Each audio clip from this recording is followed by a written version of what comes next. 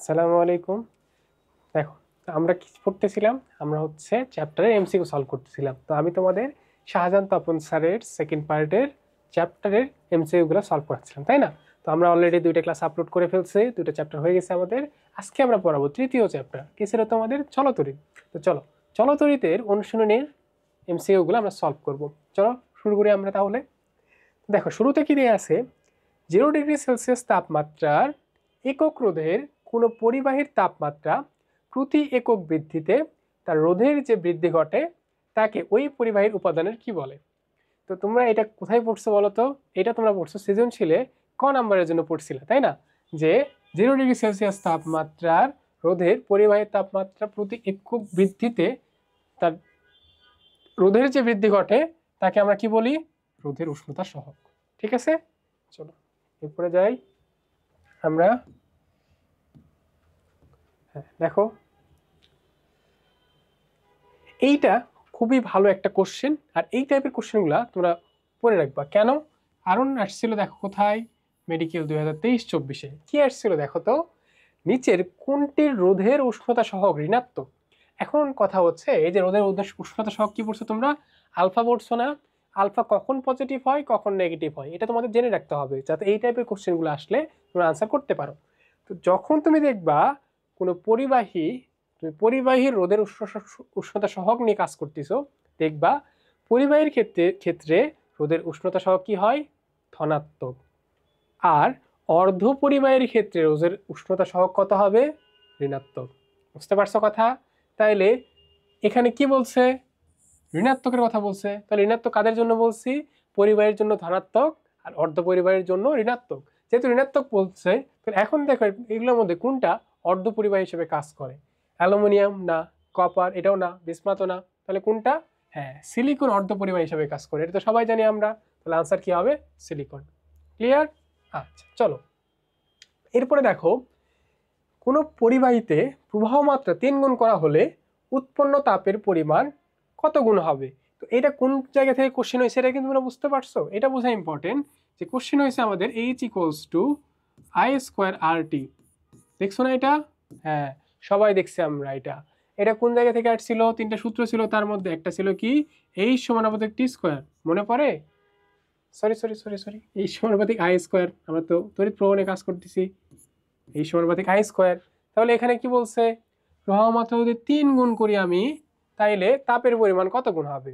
তো এটা যেহেতু সমানুপাতিক, এটা যদি আমি 3 গুণ করি, এটা যদি 3 গুণ করি, তাহলে এটা কত হবে? স্কোয়ার হয়ে এই পাশে এইটা হয়ে যাবে 9 গুণ, তাই না? তাহলে কত গুণ হবে? এটা হবে 9 গুণ। বুঝতে পারছো কথা? কারণ কি, বর্গের সমানুপাতিক, তুমি যত গুণ করবা তার বর্গের অনুপাতে এটা বাড়বে। তো চলো এরপরে কি বলছে? যদি নির্দিষ্ট পরিবাহীতে নির্দিষ্ট সময় ধরে তড়িৎ প্রবাহ সৃষ্ট তাপের পরিমাণ হবে তড়িৎ প্রবাহের কোনটি? আচ্ছা, এটাই তো আমরা করলাম। এটা বলছে কি দেখো, সৃষ্ট তাপের পরিমাণ প্রবাহিত তড়িতের সাথে কেমন সম্পর্ক? কি বলছি আমরা? প্রবাহিত তাপ, সরি, তাপের পরিমাণ প্রবাহিত তড়িতের বর্গের সমানুপাতিক। কি? বর্গের সমানুপাতিক। ঠিক আছে, চলো তারপরে কি বলছে? তাপের যান্ত্রিক সমতার একক কি? তো যান্ত্রিক সমতা কোথায় পড়াইছিলাম আমি? একটু মনে করে দেখো। হ্যাঁ, যা তাপগতিবিদ্যার আমার এই এমসিকিউ সলভ ক্লাস করছো তাদের মনে থাকার কথা, তাদের আমি দেখাইছিলাম যে যান্ত্রিক সমতাটা কি। তো আমি এখানেও একটু তোমাদের দেখাই, যান্ত্রিক সমতাটা এইরকম ছিল, তাহলে তাপগতিবিদ্যা থেকে আমি দেখাই, তাহলে তোমাদের বেশি ইজি হবে। যে ডাব্লিউ ছিল জেইচ, মনে পড়ছে? হ্যাঁ, এখান থেকে জে ইকুয়ালস আমরা কি বলতে পারি? W/H। এই ডাব্লু আর এইচটা কি ছিল বলতো? হ্যাঁ, তাপগতিবিদ্যার প্রথম সূত্রে আমি পড়ছিলাম, এই ডাব্লুটা ছিল হচ্ছে কাজ, আর এইচটা ছিল কি? তাপ। তাহলে কাজের একক কি? কাজের একক হচ্ছে জুল। আর এই এইচ মানে কি? তাপ। তাপের একক কি ছিল? আমরা আগে ক্যালোরিতে হিসাব করতাম, তাহলে এটা কি আসছে? Joule per calorie. আনসার কি আসবে? Joule per calorie. ঠিক আছে, চলো এরপর দেখো, বিদ্যুৎ প্রবাহের ফলে তাপ উৎপন্নের ক্ষেত্রে জুলের প্রবাহকারের সূত্রের রূপ কোনটি? তাহলে জুলের প্রবাহকারের সূত্র কোনটা ছিল? একটাই যে H=I² ছিল, H=R ছিল, আরেকটা কি ছিল? H= কি বলো? হ্যাঁ, তাহলে আনসার কি হবে আমাদের? H=T। এটা ভুল করছে এখানে, প্রবাহকালের সূত্র বলছে না, প্রবাহকাল কি হবে? এইটা হবে H=T²। এখানে একটু সম্ভবত বইয়ে আনসার ভুল দেওয়া আছে, যে প্রবাহকালের সূত্রটা কি হবে, H সমানুপাতিক টি স্কয়ার। তাহলে চলো দেখি সামনে যাই, এগুলো ম্যাথ আমাদের করতে হবে না। হ্যাঁ, এই যে এটাতে দেখো কোনটি জুলের সূত্রকে সমর্থন করে না। তো দেখো H সমানুপাতিক টি, এটা ঠিক আছে, H সমানুপাতিক আর এটাও ঠিক আছে, রুট H সমানুপাতিক আই এটাও ঠিক আছে। কারণ কারণ কি আমরা পড়ছি কি H সমানুপাতিক আই স্কয়ার না, দুই পাশে রুট করে দিলে কি হবে, রুট H সমানুপাতিক আই হবে। কিন্তু এটা কি ছিল H সমানুপাতিক আই, তাহলে এটা হবে আমাদের আনসার। ঠিক আছে, চলো। হ্যাঁ, এই যে এটাতে কি বলছে দেখো, নিচের কোনটি জুলের তাপীয় সূত্রকে সমর্থন করে, কোনটা করে, হ্যাঁ এই সমানুপাতিক টি। ঠিক আছে, এই কনসেপ্ট আশা করি পুরোটা ক্লিয়ার হয়ে গেছে তোমাদের, যে কি কি ছিল, H সমানুপাতিক আই স্কয়ার, H সমানুপাতিক আর, H সমানুপাতিক টি, এই তিনটা জাস্ট মনে রাখতে হবে। ক্লিয়ার? ওকে। এরপরে দেখো এটা আবার সেম এরকম একটা কোশ্চেন আসছে, যে রোদের উষ্ণতার সহগ ধনাত্মক নিচের কোনটি। আগের কোশ্চেন আমাদের কি ছিল, ঋণাত্মক ছিল। তো আগের কোশ্চেনে তোমাদের আমি বলছিলাম কখন ধনাত্মক কখন ঋণাত্মক। হ্যাঁ, যদি কোনো পরিবাহী নিয়ে আমরা কাজ করি তখন সেটা আসবে কি ধনাত্মক, যদি কোনো অর্ধ পরিবাহী নিয়ে কাজ করি তখন সেটা আসবে কি ঋণাত্মক। তাহলে এখানে কি বলছে, ধনাত্মক বলছে। ধনাত্মক হলে কি হবে, দেখতে হবে চারটার মধ্যে কোনটা পরিবাহী। দেখো তো কোনটা পরিবাহী হিসেবে কাজ করে, aluminium, plastic, germanium, silicon. Germanium আর সিলিকন কি অর্ধপরিবাহী, আর প্লাস্টিক কি অপরিবাহী। পরিবাহী একটাই আছে, সেটা হচ্ছে অ্যালুমিনিয়াম। ক্লিয়ার?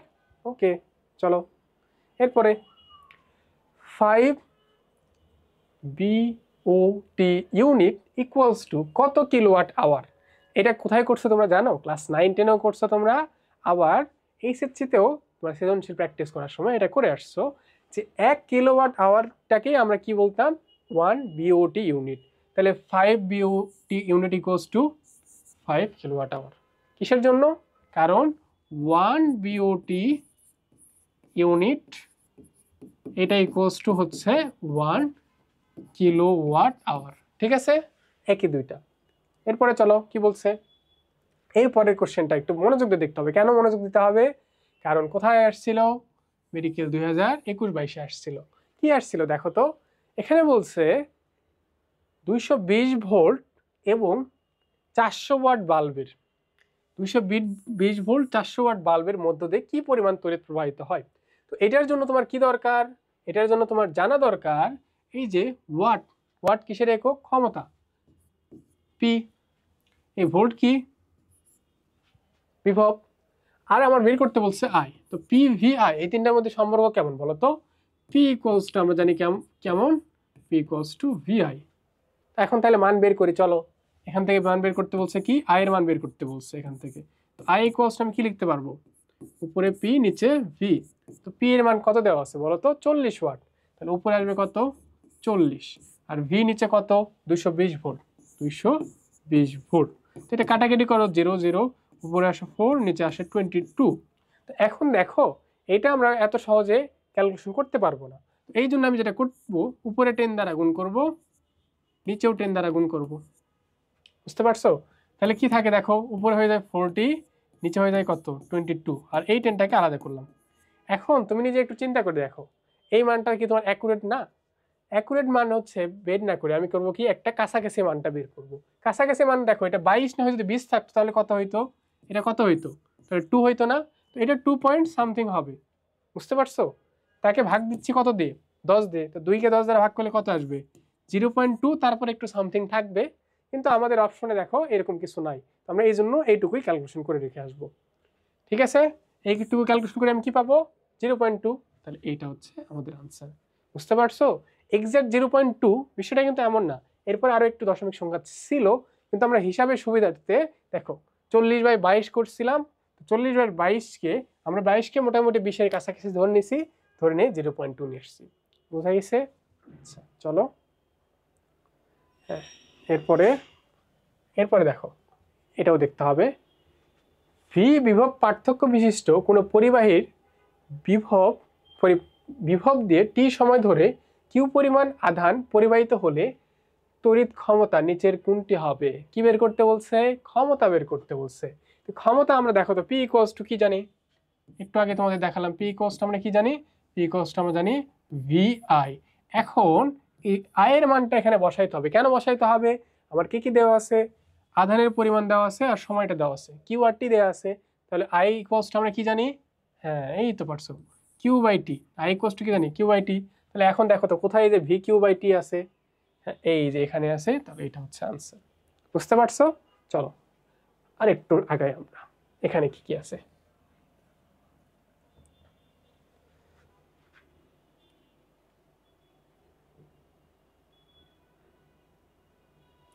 এগুলো সব ম্যাথ, এগুলো ম্যাথ তোমাদের বেশি করতে হবে না। হ্যাঁ, এইটা দেখো, এই কোশ্চেনটা দেখো, সহজে পানি গরম করতে হলে কি করতে হবে?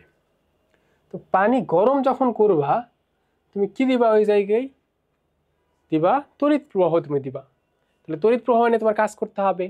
আর ওই জায়গায় রুটটা তোমার হাতে আছে, রুটটা নিয়ে তুমি কাজ করতে পারবা। তাহলে আমার হাতে কি কি আছে? আমি তড়িৎ প্রবাহ নিয়ে কাজ করতে পারবো, রোধ নিয়ে কাজ করতে পারবো। তো এখন এইটা কয়েকভাবে দেখানো যায়। আমি তোমাদের যেটা দেখাবো, দেখো এটা আশা করি তোমাদের ইজি লাগবে। তোমরা দেখো, এটা পড়ছো না, I square R T, I square R T, আমি এটা পড়াইছি না? তো আমার কি দরকার এখানে? তাপ বেশি দরকার না? যে পানি গরম যেহেতু করতেছি, তাপ বেশি দরকার না? তাহলে আমার কি এই এইচটা, আই আর এগুলোর কি, এগুলো যদি বাড়ে তাহলে এইচ কি বাড়বে না? তাহলে আমি যদি বাড়াইতে চাই, বেশি তাপ চাই, তাহলে কি করতে হবে? আয়ও বেশি বেশি দরকার, আরও বেশি বেশি দরকার, তাই না? তাহলে আয়ও বেশি দরকার, আরও বেশি দরকার। তাহলে দেখো, হ্যাঁ, কি করতে হবে? বেশি বিদ্যুৎ বেশি রোধক তারের মধ্য দিয়ে পাঠাতে হবে। বুঝতে পারছো কথা? কেন? কারণ হচ্ছে এইচটা, এই যে দেখো, এই যে এখান একটু আগে তোমাদের আমি দেখাইছি, আর এই সমানুপাতিক আবার আর। তো বেশি তাপ যদি আমি চাই, তাহলে আই বেশি করতে হবে, বেশি তাপ চাইলে আরো বেশি করতে হবে। ঠিক আছে, চলো সামনে যাই আমরা।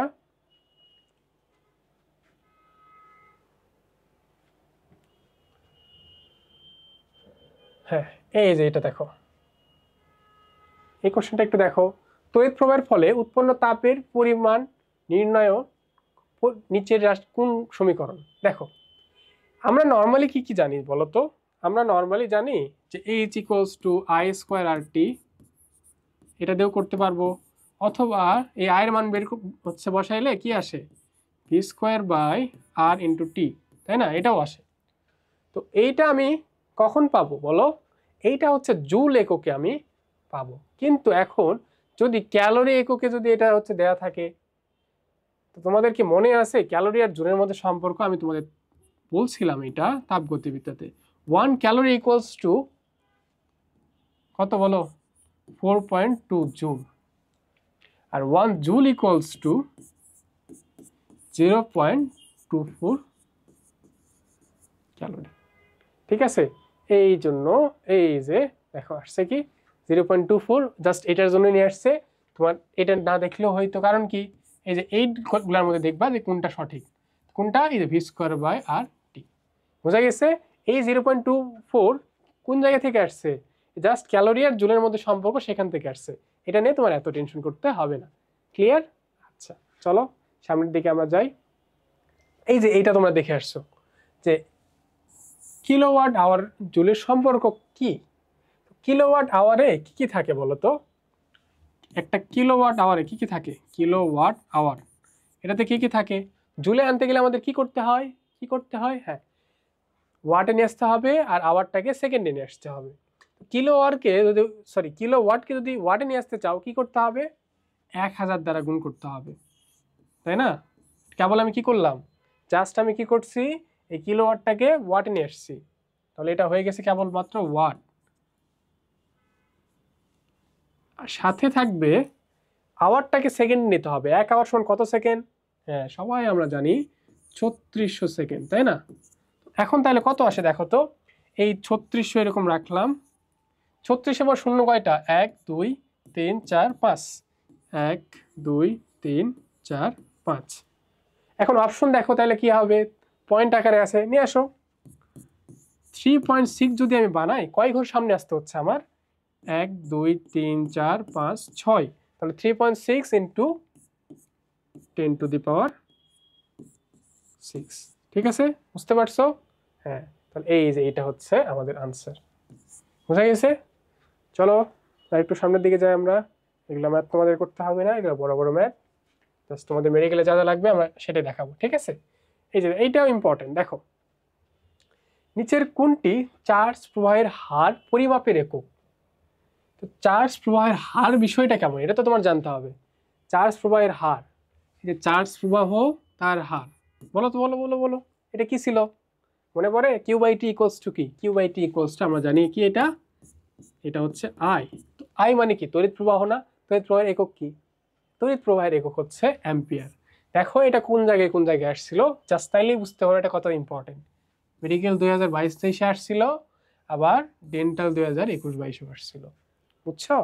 চলো, প্রবাহ ঘনত্বের একক কি? তোমাদের স্থির তড়িতে যখন আমি ক্লাস নিছিলাম, চার্জ ঘনত্ব তোমাদের আমি দেখাইছিলাম। চার্জ ঘনত্ব কি ছিল? Coulomb per metre square. বুঝা গেছে? তাহলে এখন বলো তো প্রবাহ ঘনত্ব কি আসবে? প্রবাহ ঘনত্ব অ্যাম্পিয়ার পার মিটার স্কোয়ার। এই প্রবাহ ঘনত্ব বা চার্জ ঘনত্ব কি মিন করে? যে একক ক্ষেত্রফলের মধ্য দিয়ে কতটুকু তড়িৎ প্রবাহিত হচ্ছে, এটা হচ্ছে প্রবাহ ঘনত্ব। তাহলে কি বললাম? একক ক্ষেত্রফলের মধ্য দিয়ে। তাহলে এই অ্যাম্পিয়ারটা একক ক্ষেত্রফলের মধ্যে দিয়ে কতটুকু যাচ্ছে, তার মানে মিটার স্কোয়ার। বুঝা গেছে? চলো তারপরে এটা দেখো, কোনো বাল্বের ফিলামেন্টের রোধ দেওয়া আছে 50 ওহম। রোধ কত? 50 ওহম। দুই প্রান্তের বিভব পার্থক্য দেওয়া আছে কত? 250 ভোল্ট হলে এর মধ্যে দিয়ে কত তড়িৎ প্রবাহিত হবে? তাহলে এই 250 এটা কিসের মান? এটা ভি এর মান। আর এই 50 ওহম এটা কার মান? আর এর মান। তো এইটা দেখো তো সূত্র তোমরা দেখছো না, এটা ভি ইকুয়ালস টু আই আর। এখান থেকে আই এর মানটা বের করো তো, কত আসে? I equals to V by R. তো ভি কি এখানে 250, আর কত? 50। কাটাকাটি করো, 0 0 কেটে গেলে 5 তারা 25কে কাটলে কত থাকবে? এটা থাকবে হচ্ছে 5। আনসার কত? 5। এই যে দেখো 5 অ্যাম্পিয়ার। বুঝা গেছে? আচ্ছা, আশা করি বুঝতে পারছো তোমরা। দেখো এরপরে বলছে বৃত্তাকার প্রস্থচ্ছেদের কোনো পরিবাহীর ব্যাসার্ধ অর্ধেক করা হলে রোধ কেমন হবে? তো এইটার জন্য আগে তো আমার হচ্ছে ফর্মুলাটা জানতে হবে, তাই না? এটা আসলে ফর্মুলাটা কেমন দেখো, তোমাকে আমি একটা ফর্মুলা আগে দেখাই, তারপরে এগুলো আমি সলভ করে দিব তোমাদের। তো আর কি ছিল? কোনো পরিবাহীর রোধ, কোনো পরিবাহীর রোধ তার দৈর্ঘ্যের সমানুপাতিক এবং প্রস্থচ্ছেদের ক্ষেত্রফলের ব্যস্তানুপাতিক। এটা পড়ছিলাম না আমরা? এখান থেকে এটা আমাদের করতে হবে। তো এখন বলো, প্রস্থচ্ছেদের ক্ষেত্রফলের যদি ব্যস্তানুপাতিক হয়, প্রস্থচ্ছেদের ক্ষেত্রফল কি হয়? নর্মালি একটা তার কি দেখতে কি প্রস্থচ্ছেদ কি বৃত্তাকার টাইপের হয় না? তাহলে এখানে কি হবে? পাই আর স্কোয়ার, তাই না? এখন তাহলে এখানে কি দেওয়া আছে দেখো তো, কি বলছে? ব্যাসার্ধ যদি অর্ধেক করা হয়, তো ব্যাসার্ধ যদি অর্ধেক করো কি আসবে বলো তো? ব্যাসার্ধ আর যদি হচ্ছে প্রাইম অর্ধেক করো, হাফ অফ আর করো, তাহলে আর প্রাইম স্কোয়ার কি হবে বলো তো? 1/4 আর স্কোয়ার হবে না? তাহলে কি 1/4 গুণ হয়ে যাবে না? আমার কথা কি বুঝতে পারছো? তাহলে এরিয়া আগে যা ছিল, ক্ষেত্রফল আগে যা ছিল, এখন তার 1/4 গুণ হবে। তো এটা যদি 1/4 গুণ হয়, এটা যদি 1/4 গুণ হয়, ধরে নাও এটা হচ্ছে, এটা যদি 1/4 গুণ হয়, তাহলে আর কি হয়ে যাবে? এটা ওই পাশে চলে যায়, কত গুণ হয়ে যাবে? এটা এটা হয়ে যাবে 4 গুণ। এটা এইভাবে লেখা ঠিক না, আমি এমনি জাস্ট তোমাদের বোঝানোর জন্য লিখলাম। বুঝতে পারছো? তাহলে এটা 1/4 গুণ হলে কি হয়ে যাবে? উল্টা হয়ে, যেহেতু ব্যস্তানুপাতিক, এরিয়া 1/4 গুণ হলে রোধ হয়ে যাবে তার উল্টা। তাহলে কত? 4 গুণ। চলো আনসার কত হবে? আনসার হবে 4 গুণ। ঠিক আছে, চলো এরপর বলছে রোধ কোন বিষয়ের উপর নির্ভর করে না? উপাদান, দৈর্ঘ্য, প্রস্থচ্ছেদের ক্ষেত্রফল। আমরা সূত্র কি পড়ছিলাম বলো তো? সূত্র পড়ছিলাম দৈর্ঘ্যের সমানুপাতিক, প্রস্থচ্ছেদের ক্ষেত্রফলের ব্যস্তানুপাতিক, আর উপাদানেরও একটা সুন্দর একটা লাইন লিখে দেওয়া আছে, ওটা তোমরা পড়ে নিবা। উপাদানের উপরে নির্ভর করে, কারণ উপাদান চেঞ্জ হইলে কি রোধ চেঞ্জ হবে না? তাহলে বাকি থাকতেছে কি? তড়িৎ প্রবাহ। হ্যাঁ, তড়িৎ প্রবাহের সাথে কি আছে কোনো সম্পর্ক? তড়িৎ প্রবাহ কম বেশি হলে কি রোধ চেঞ্জ হবে? হবে না। তারপরে চলো সামনের দিকে যাই। এরপরে কি আছে আমাদের? হ্যাঁ দেখো এটা কি বলছে, এই যে কোশ্চেনটা দেখো, একটি তারের রোধ 2 ওহম, এই তারটির উপাদান ঠিক রেখে দৈর্ঘ্য দ্বিগুণ করে যে রোধ পাওয়া যায়।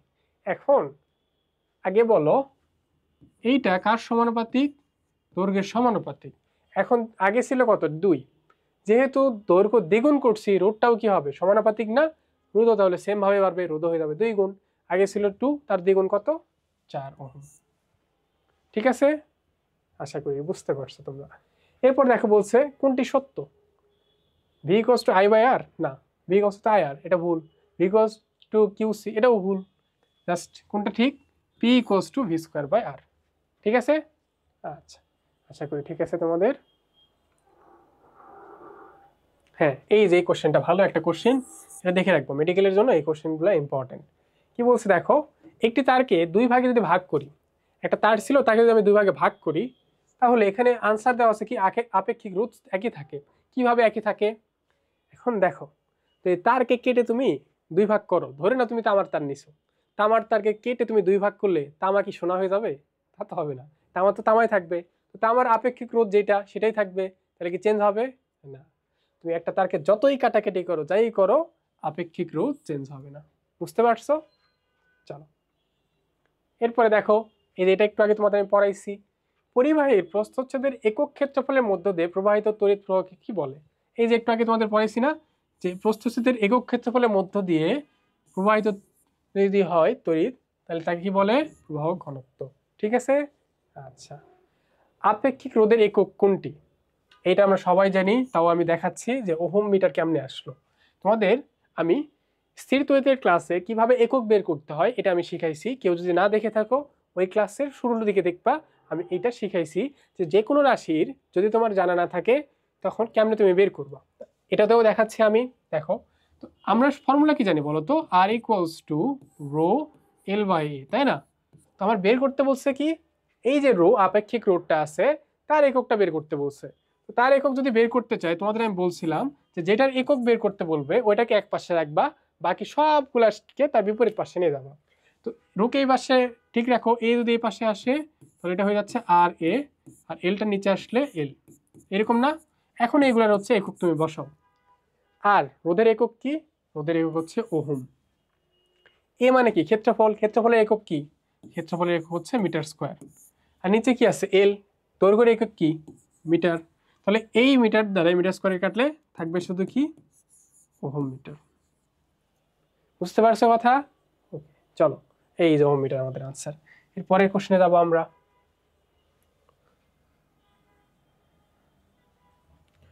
দেখো বলছে কি, ডেন্টাল 18-19 আসছিল এই কোশ্চেন। হ্যাঁ, এটা আসছিল ডেন্টাল 18-19-এ। কি আসছিল? তারের রোধ বৃদ্ধির জন্য নিচের কোনটি দায়ী? মানে তারের রোধ কি কি কারণে বাড়ে বলো তো? হ্যাঁ, দৈর্ঘ্য বৃদ্ধি করলে তারের রোধ বাড়ে, প্রস্থচ্ছেদের ক্ষেত্রফল কমালে রোধ বাড়ে, আর তাপমাত্রা যদি বৃদ্ধি করো তাইলে রোধ বাড়ে।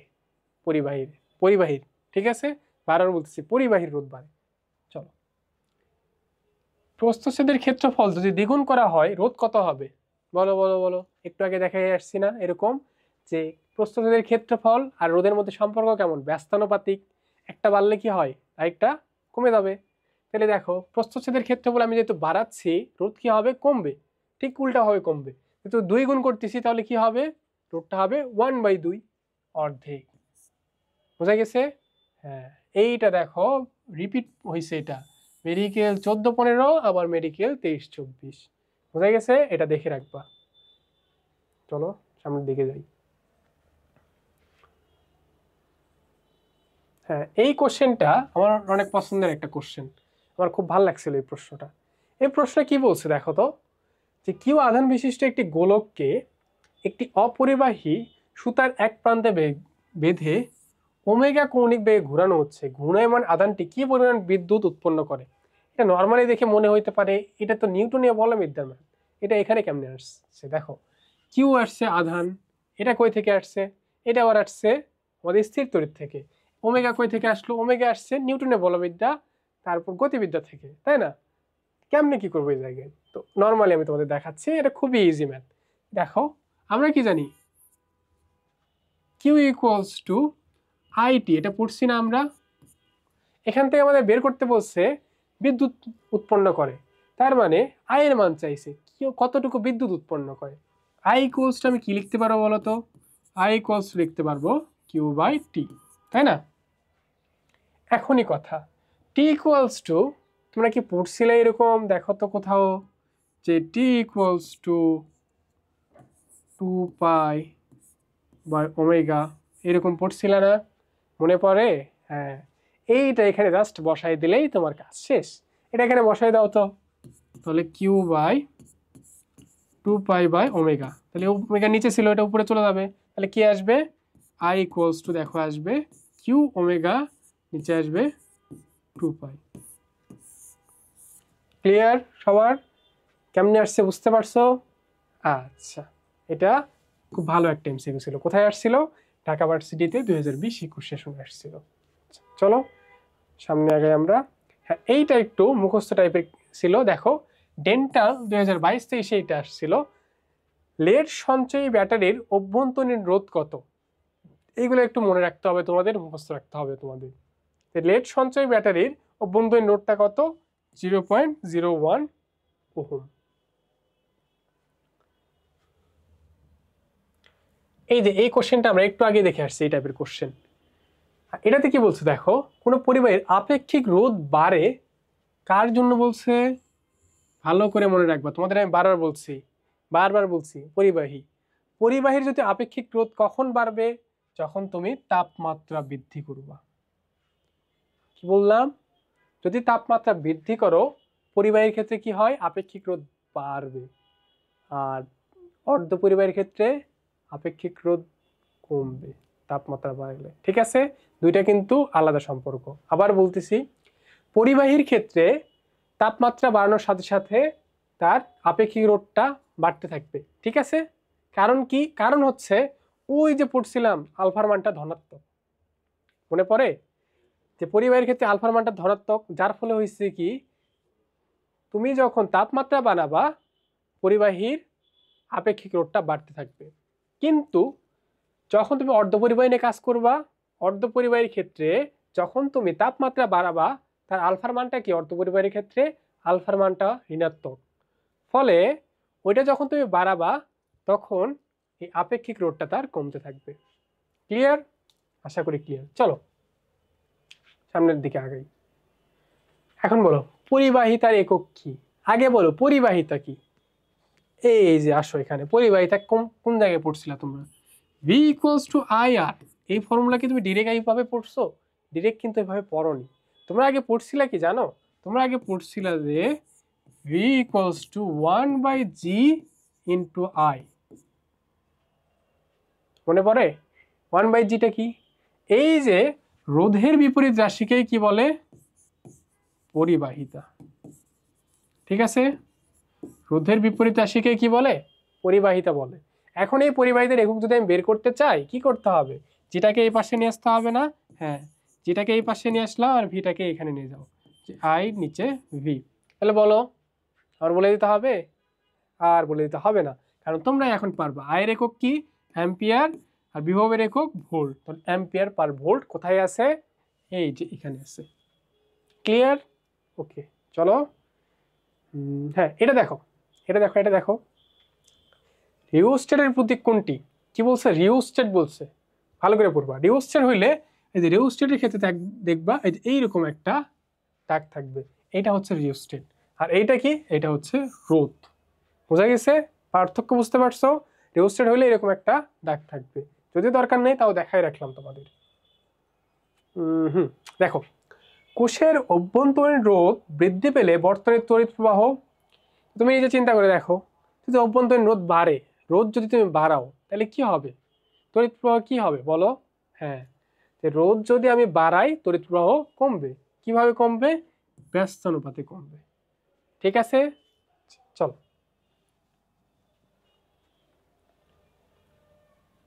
দেখো কি বলছে এটাতে। অনেক বড় একটা প্রশ্ন। একটি ভোল্ট মিটার ও একটি শুষ্ক কোষ নিয়ে ভোল্ট মিটারের কোষের দুই প্রান্তের সাথে যুক্ত করা হলো। ভোল্ট মিটারের দুই প্রান্ত, ব্যাটারির দুই প্রান্তে আমি ধরছি। অতঃপর কোষের সাথে শ্রেণী সমবায়ে অনেক কিছু করছি, শ্রেণী সমবায়ে চাবি লাগাইছি, রোধক টোধক অনেক কিছু করছি। ঠিক আছে, এত কিছুর আমার দরকার নেই। কি দরকার? যে জাস্ট যদি আমি একটা ভোল্ট মিটার দিয়ে একটা ব্যাটারির দুই পাশে ভাবে ধরি, সেটা থেকে আমি কি ভোল্ট পাবো না? সেটা কত, তড়িৎ চালক শক্তিটা আমি পাবো না? এই যে এটা হচ্ছে আনসার। এইগুলা কোনো দরকারই নেই প্রশ্নে। বুঝতে পারছো কথা? এই প্রশ্ন দেখে অনেকের মাথা ঘুরে যায়। কি হবে? প্রথম ক্ষেত্রে আমি ভোল্ট মিটারে যেই পার্টটা পাবো ওটা তার তড়িৎ চালক শক্তি। কারণ প্রথম দিন রোড টোড এগুলো কিছু না দিয়েই আমি শুরুতেই তাকে মাপছিলাম। বোঝা গেছে? চল,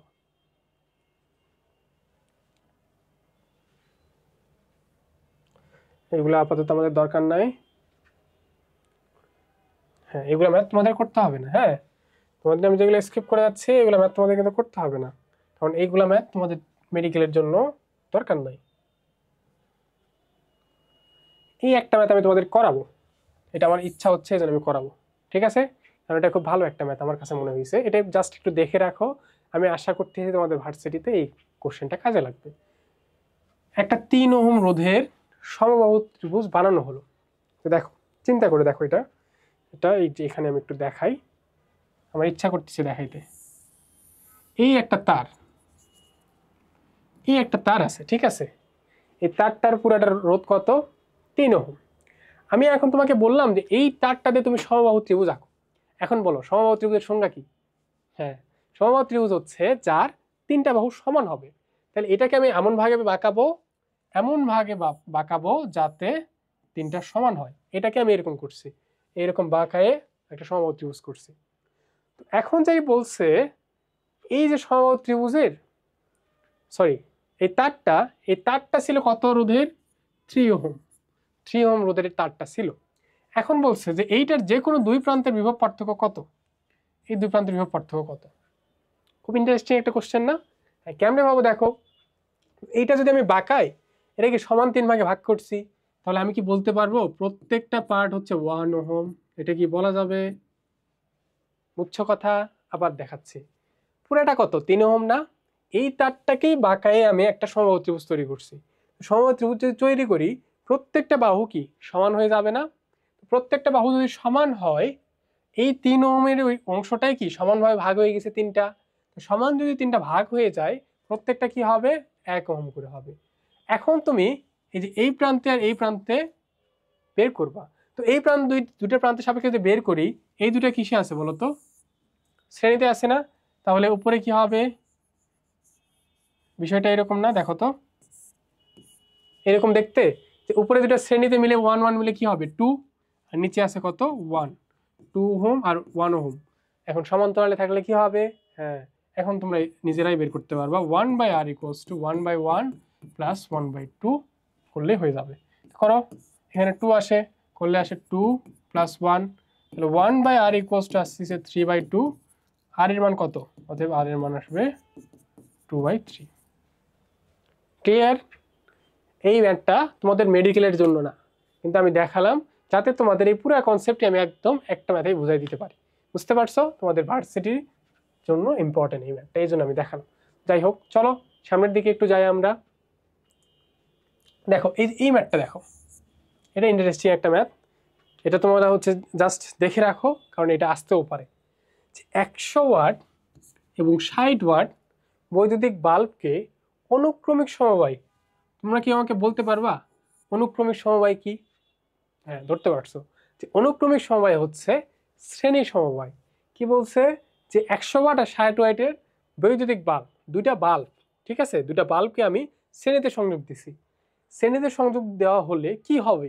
কোনটা বেশি জ্বলবে? কোশ্চেনটা এমন যে কোনটা বেশি উজ্জ্বলভাবে জ্বলবে? তোমার কি মনে হয় কোনটা বেশি উজ্জ্বলভাবে জ্বলবে? হ্যাঁ, তো এটা একটু জাস্ট তোমাদের মেডিকেলের জন্য মনে রাখবা যে যেটা ওয়াট কম শ্রেণীতে যুক্ত করলে, যেটা ওয়াট কম সেইটা বেশি উজ্জ্বলভাবে জ্বলবে। ঠিক আছে?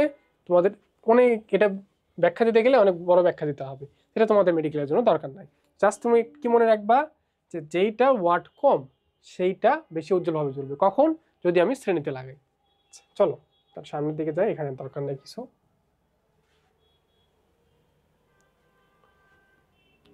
এইগুলো কিছু লাগবে না তোমাদের। এই যে এই কোশ্চেনটা আমরা এর আগেও দেখে আসছি, আবার আসছে দেখো মেডিকেল 2022-23-এ। এটা আমরা আগে দেখে আসছি, সেম এমসিকিউ। নিচের কোনটি উপর রোধ নির্ভর করে না? তো উপাদানের উপর নির্ভর করে, প্রস্থচ্ছেদের ক্ষেত্রফলের উপর নির্ভর করে, পরিবাহীর দৈর্ঘ্যের উপর নির্ভর করে, কিন্তু তড়িৎ প্রবাহের উপরে নির্ভর করে না। তাহলে এটাই হচ্ছে আনসার। ঠিক আছে? এটা আমরা আগে দেখে আসছি। তো ওই এখান থেকে আর কিছু আমাদের আশা করি লাগতেছে না। হ্যাঁ, এখান থেকে আর কিছু লাগবে না আমাদের। চলো, হ্যাঁ, এই যে ভালো ভালো এমসিকিউ চলে আসছে। দেখো, তড়িৎ বর্তনীর কোনো সংযোগ বিন্দুতে মিলিত প্রবাহগুলোর বীজগাণিতিক সমষ্টি শূন্য। এই কথা শোনা শোনা মনে হচ্ছে না? হ্যাঁ, আমরা কোথায় শুনছিলাম এটা? একটা সার্কিটের সংযোগ বিন্দুতে যখন আমি নিব, যতগুলা কারেন্ট আসতেছে তাদের বীজগাণিতিক যোগফলের মান কি হবে? বীজগাণিতিক যোগফলের মোট সমষ্টি হবে 0। এটা কোথায় পড়ছিলাম আমরা? হ্যাঁ, কির্শফের কারেন্ট লতে। ফার্স্ট ল যেটা ছিল কারেন্ট ল, তাহলে কোনটা? কির্শফের সূত্র। হুইটস্টোন ব্রিজের সাহায্যে কি পরিমাপ করা হয়? খুবই ইম্পর্টেন্ট কোশ্চেন, ডেন্টাল 22-23-এও আসছিল। খুবই একটা ইম্পর্টেন্ট কোশ্চেন যে হুইটস্টোন ব্রিজের সাহায্যে কি পরিমাপ করা হয়। এটা মনে রাখবা, হুইটস্টোন ব্রিজ দিয়ে আমরা রোধ পরিমাপ করি। এরপর দেখো, নিচের কোন সূত্র ব্যবহার করে হুইটস্টোন ব্রিজ নীতি প্রতিপাদন করা যায়? কার সূত্র? আমরা কি কির্শফ, অ্যাম্পিয়ার বা ফ্যারাডের সূত্র ইউজ করি এখানে? না, আমরা এখানে কুলম্ব, অ্যাম্পিয়ার বা ফ্যারাডে তো ইউজ করি না, আমরা কি ইউজ করি? কির্শফের সূত্র। চলো,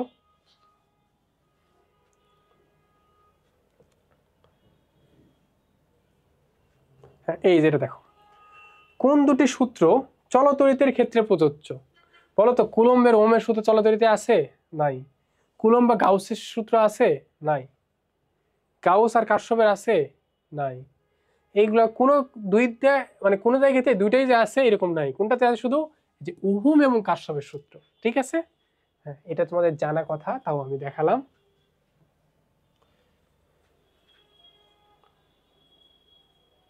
হ্যাঁ, এই যে এটা ইম্পর্টেন্ট। কোথায় আসছিল দেখো? ডেন্টাল 2023-24। কি আসছিল? কির্শফের দ্বিতীয় সূত্র নিচের কোনটি সংরক্ষণ নির্দেশ করে? কির্শফের দ্বিতীয় সূত্র কি ছিল বলতো? যে আমরা নিছিলাম একটা লুপ নিছিলাম, মনে পড়ে? যে একটা লুপ নিছিলাম, মোট বিভব কত ছিল? এটা ইকুয়ালস টু 0 লিখছিলাম। তো ওইটাই হয়েছে না? তো বিভব মানে কি? আমরা ওই জায়গায় শক্তি নিয়ে কাজ করছিলাম, শক্তির সূত্র নিয়ে কাজ করছিলাম। তো এটুকু জানলে হবে এখান থেকে। তারপরে আসি আমরা, দেখো এখানে, এখন আমাকে বলো শান্ট কেমনে পড়ছো তোমরা? শান্ট কি বলো তো? শান্ট পড়ছিলে তোমরা এরকম, যে শান্ট ছিল এমন যে আমাদের নর্মালি এই জায়গায় একটা গ্যালভানোমিটার ছিল, তাকে বাঁচানোর জন্য এই জায়গায় আমরা একটা ছোট রোধ দিছিলাম, তাই না? তো আমি তোমাদের পুরাটা একটু বলি, তারপরে এগুলো এমসিকিউ তোমরা নিজেরা করতে পারবা। তো হয়েছিল কি এখানে দেখো, অনেক বেশি পরিমাণ অনেক বেশি পরিমাণে এখানে কারেন্ট চলে আসে। তো অনেক বেশি পরিমাণ আসলে কি এটা ক্ষতি হওয়ার সম্ভাবনা আছে। তো এটা যাতে ক্ষতি না হয় তার জন্য আমরা কি করছিলাম, এটা সমান্তরালে একটা রোধ অ্যাড করে দিছিলাম। এই সমান্তরালে খুব ক্ষুদ্র মানের একটা রোধ অ্যাড করছিলাম। তো এইটার নামই হচ্ছে কি? শান্ট। বোঝা গেছে? তাহলে শান্ট কি? সমান্তরালে যুক্ত নিম্নমানের রোধ। এরপরে দেখো তুমি এটার আনসার তুমি নিজে করতে পারবা। এরপর একটা কোথায় আসছিল জানো? মেডিকেল 2018-19 আসছিল। এটা তুমি নিজে পারবা, কারণ আমি তোমাকে দেখাইছি। এটা গ্যালভানোমিটারের তড়িৎ বর্তনীতে শান্ট ব্যবহার করার উদ্দেশ্য কি, কেন ব্যবহার করা হয়? একটু আগে তোমাকে আমি বললাম যে বিদ্যুৎ প্রবাহ কমানোর জন্য। যাতে এটাতে বেশি বিদ্যুৎ গেলে কি হবে, এটা পুড়ে যাওয়ার সম্ভাবনা আছে। এই জন্য কমানোর জন্য আমরা কি ইউজ করি? শান্ট। গ্যালভানোমিটারে বিদ্যুৎ প্রবাহ কমানোর জন্য। এরপর দেখো, শান্ট ব্যবহার করা হয় কোন যন্ত্রে? মনে রাখবা, এটা অ্যামিটারে, ভোল্ট মিটারে কিন্তু না, অ্যামিটারে। ঠিক আছে, ওকে, সামনের দিকে যাই। আচ্ছা, শান্ট মূলত কি? শান্ট আসলে কি যুক্ত করে তার নাম আমি শান্ট দিছিলাম? একটা রোধ যুক্ত করছিলাম, তার নামে আমি দিছিলাম কি? শান্ট। তাহলে শান্ট মূলত একটা কি?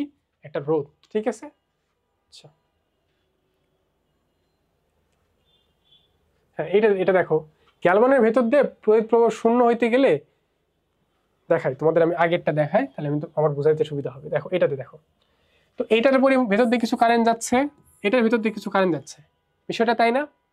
এখন এটার ভিতর দিয়ে যদি শূন্য হইতে হয়, এটার ভিতর দিয়ে যদি শূন্য কারেন্ট যাইতে হয়, সবগুলা কারেন্ট এইদিকে আসতে হবে। সবগুলা কারেন্ট কখন এদিকে আসবে? যখন এইটা শর্ট সার্কিট হবে। মনে পড়ে শর্ট সার্কিটের কথা? হ্যাঁ, যখন এটা শর্ট সার্কিট হবে তখন এইদিকে আর কারেন্ট না যেয়ে সব কারেন্ট এইদিকে যাবে। ঠিক আছে, তো শর্ট সার্কিট হওয়া মানে কি? এই রোডটার মান কত হওয়া? এই রোডটার মান 0 হওয়া। এখন দেখো এই কোশ্চেনটা আনসার তোমরা করতে পারো নাকি? যে গ্যালভানোমিটারের ভেতর দিয়ে প্রবাহিত তড়িৎ শূন্য হবে কখন? শান্টের মান কত হইলে? শান্টের মান 0 হইলে। ঠিক আছে, চলো, ভোল্টমিটার কি? ভোল্টমিটারও একটা গ্যালভানোমিটার, কিন্তু এটা উচ্চ রোধ বিশিষ্ট, এটা রোধ অনেক বেশি। ঠিক আছে, আচ্ছা, এরপরে আসো এটাতে কি বলছে, নিচের কোন যন্ত্রের সাহায্যে বিভব পার্থক্য ও তড়িৎচালক শক্তি নির্ণয় করা যায়। দেখো এটা আসছে কোথায়, মেডিকেল 2021-22 কি বলছে, নিচের কোন যন্ত্রের সাহায্যে বিভব পার্থক্য ও তড়িৎচালক শক্তি নির্ণয় করা যায়, কোনটা দিয়ে, সেটা হচ্ছে পটেনশিওমিটার দিয়ে, মনে রাখবা। ঠিক আছে, কি দিয়ে, পটেনশিওমিটার দিয়ে আমরা বিভব পার্থক্য ও তড়িৎচালক শক্তি নির্ণয় করতে পারি। মিটার বেজ নিচের কোনটির ভিত্তিতে কাজ করে, মিটার বেজ কোনটির ভিত্তিতে কাজ করে বলো তো, হ্যাঁ মিটার বেজ কাজ করে হচ্ছে হুইটস্টোন ব্রিজ দিয়ে। এইটা আসছিল মেডিকেল 2022-23-এ। তাহলে দেখো এই টপিক থেকেই, জাস্ট এই টপিক চ্যাপ্টারের কথা বলিনি, এই টপিক থেকেই 21-22-এ কোশ্চেন আসছিল, তারপরের বছর সেম টপিক থেকে আবার 22-23-এও কোশ্চেন আসছে। এরপরে কি বলছে দেখো, পোস্ট অফিস বক্স কি কাজে ব্যবহার করা হয়।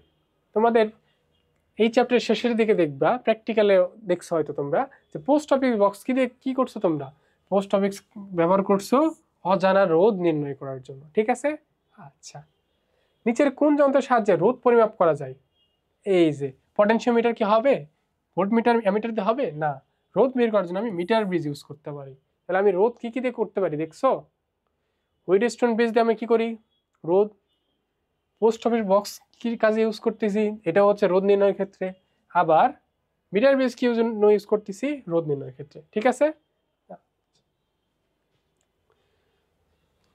আজকে লাস্ট কোশ্চেন, বাসায় ব্যবহৃত বৈদ্যুতিক ফিউজের রোধের মান নির্ণয়ের জন্য কোন যন্ত্রটি ব্যবহার করা হয়। কি বলছে, বৈদ্যুতিক ফিউজের রোধের মান, বলো তো রোধ কে কিভাবে হচ্ছে বের করছি আমরা, তোমাদের বলে আসছি আমি একটু আগেই, পোস্ট অফিস বক্স, আর কি ছিল হুইটস্টোন ব্রিজ, আর কি ছিল, আর ছিল মিটার বক্স। এই যে তাহলে আনসার হবে কি মিটার বক্স। ঠিক আছে, এই ছিল আমাদের চলতরিতের এমসিকিউ সলভ। তো তোমাদের অলরেডি এটা দিয়ে 3rd চ্যাপ্টার হয়ে গেছে, তোমাদের আরও চ্যাপ্টার আসবে। ঠিক আছে, ভালো থাকো তোমরা, আল্লাহ হাফিজ।